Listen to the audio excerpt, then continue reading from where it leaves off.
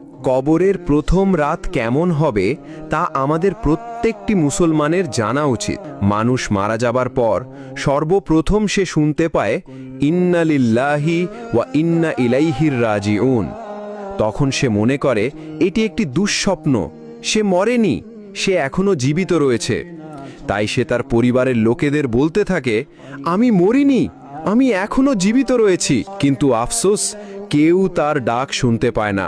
তারপর যখন তাকে কবর দেওয়া হয় এবং সবাই তাকে একা ফেলে চলে আসে, তখন মহান আল্লাহ তাআলা তার দেহে পুনরায় আত্মা ফিরিয়ে দেন। তখন সে ভাবে তার খারাপ স্বপ্ন শেষ হয়ে গেছে, এখন সে ঘুম থেকে জেগে উঠেছে। তাই সে আল্লাহর কাছে কৃতজ্ঞতা আদায় করে।